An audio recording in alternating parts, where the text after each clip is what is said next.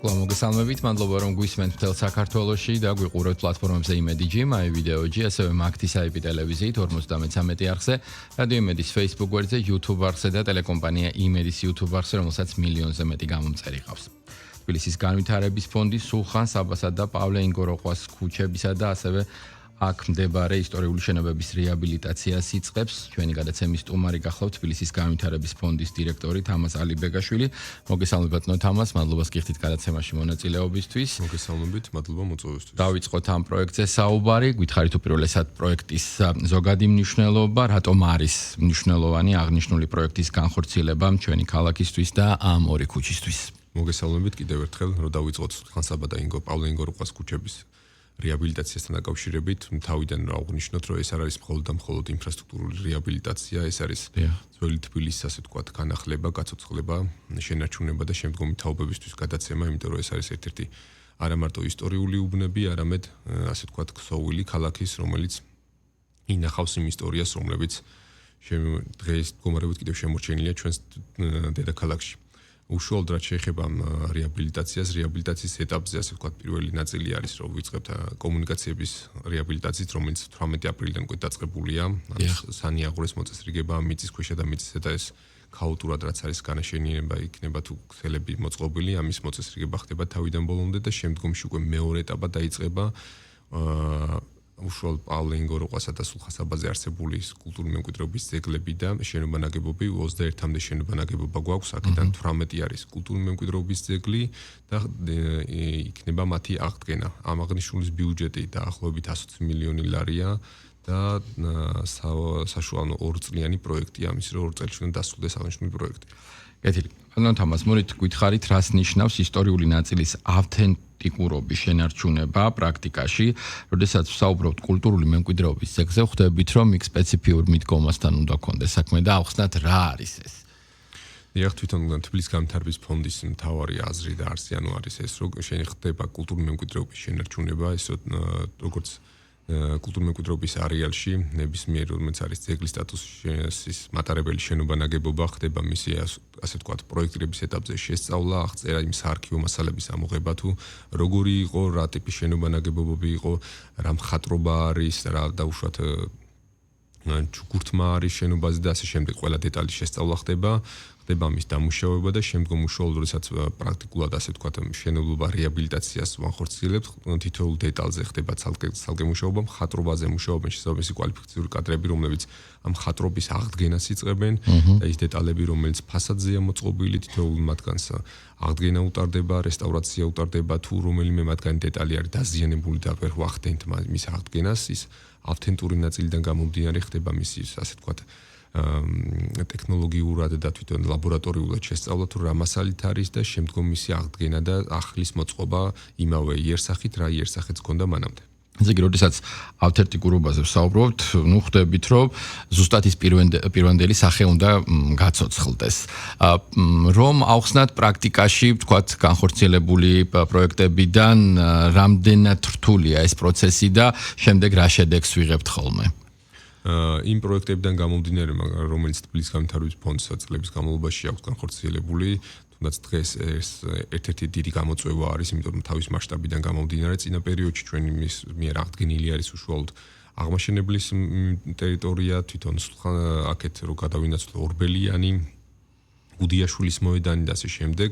ეს პრაქტიკიდან გამომდინარე საკმაოდ შრომატევადია, იმიტომ რომ საჭიროებს ძალიან დეტალიზაციას, იმიტომ რომ თითოეულ დეტალზე, თითოეულ ასე ვთქვათ ფრაგმენტზე მუშაობა უწევს ერთ ადამიანს, რომელსაც აქვს შესაბამისი გამოცდილება, იმიტომ რომ ძალიან ასე ვთქვათ სათუთი სამუშაო არის, მით უმეტეს ეს ისტორია არის, ეს არ არის ჩვეულებრივი შენობა-ნაგებობა, ეს არ არის ახლის მშენებლობა, იმიტომ რომ იქ თითოეულ დეტალს, თითოეულ ნაწილს ჭირდება დაკვირვება და იმ სიზუსტით და ასე ვთქვათ დეტალურად უნდა ასე ვთქვათ ჩაძიება იმ ნაწილში, რომ უნდა იყოს აღდგენილი და ავთენტური უნდა იყოს შენარჩუნებული პირველ რიგში, იმიტომ რომ ახალს ვერ ვაშენებთ, ახლის მშენებლობა არ არის და გვიწევს შენარჩუნება ეს. პირველ რიგში ხდება გამოკვლევა კონსტრუქციული ნაწილის, თუ კონსტრუქციულად რამდენად მდგრადია ეს შენობა და აქედან გამომდინარე იწყება, რომ საძირკვლების გამაგრება, მერე უშუალოდ ეს მოჯავშ და მოჩარჩოება თუ საჭიროებს კონსტრუქციულად ეს შენობანაგებობები ავარიულობის ხარისხიდან გამომდინარე და ასე შემდეგ მიყვები თითოეულ დეტალს. საინტერესოა როგორ ჩდება ეს ინიციატივა თბილისის ურბანულ განვითარებაში და როდესაც ვსაუბრობთ ასეთი დეტალებით შესრულებულ სამუშაოზე, როგორ თვლით დროის მენეჯმენტს ამასთან მიმართებაში?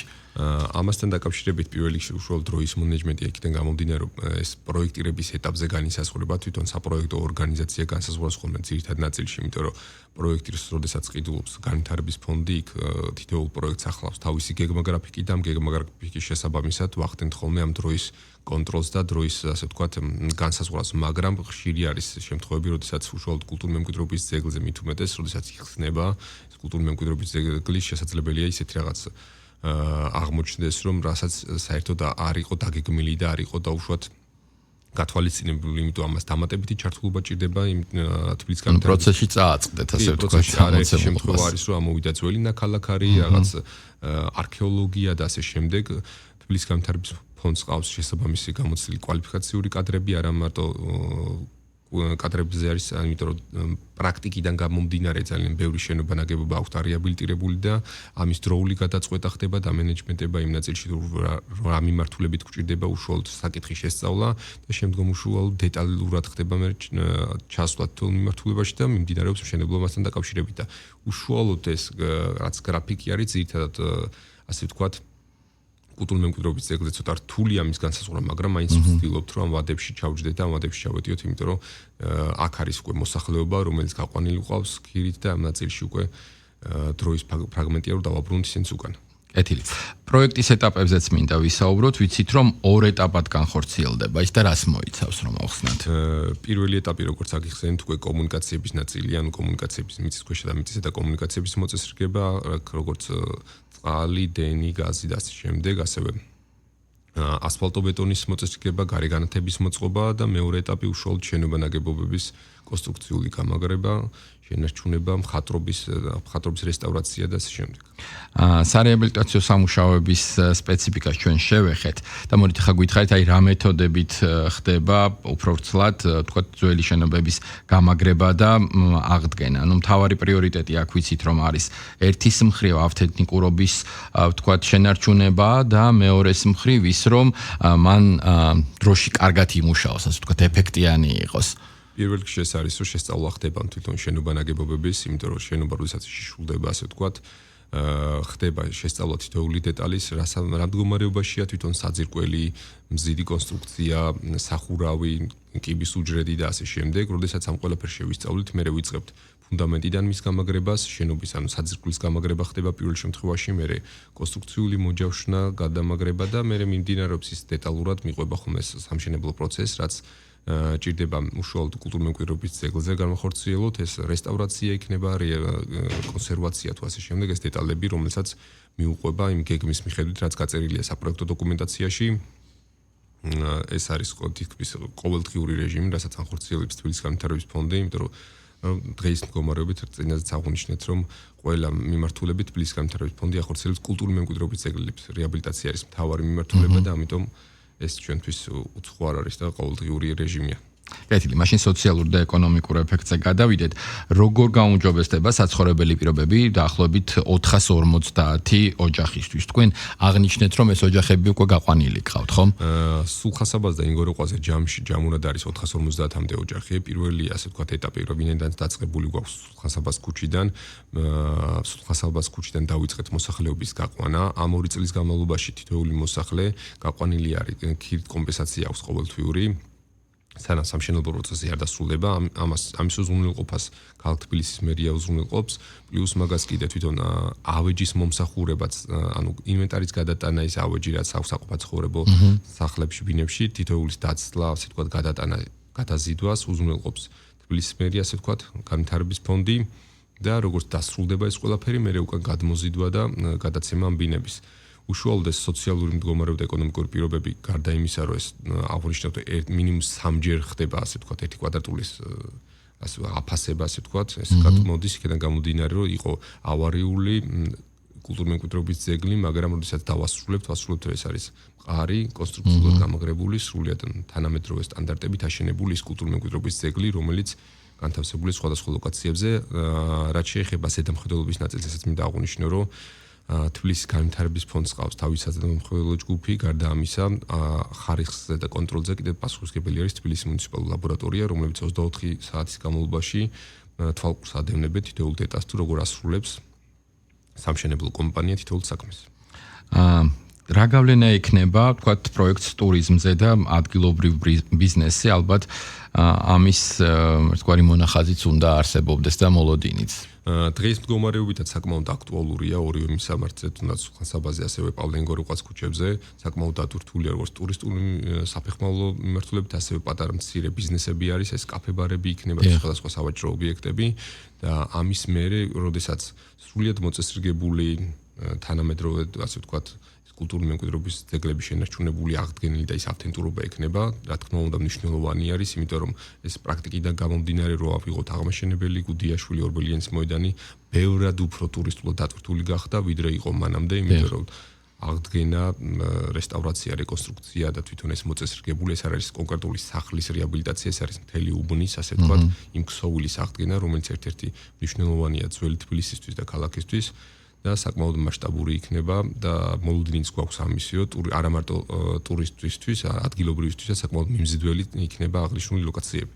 კეთილი, გამოწვევებზე და რისკებზეც მინდა ვისაუბროთ, რა სირთულეები შეიძლება წარმოიშვას სამუშაოს პროცესში, ამ ხრივ რა გამოცდილება გაქვთ, თქვენ კი აღნიშნეთ, რომ ფაქტობრივად უკვე სურათი ნათელია და სამუშაო, თქვათ, პროცესშიც შესაძლებელია, თქვათ, გარკვეული ახალი აღმოჩენები მოხდეს, მაგრამ როგორ იზღვევა, ასე ვთქვათ, ეს პროცესი და როდესაც გამოწვევებზე და რისკებზე საუბრობთ ხოლმე, რა ტიპის, ვთქვათ, თემები შეიძლება აქ წამოვიდეს წინა პლანზე, შემდეგ რისი გადაჭრაც მოგიწევთ.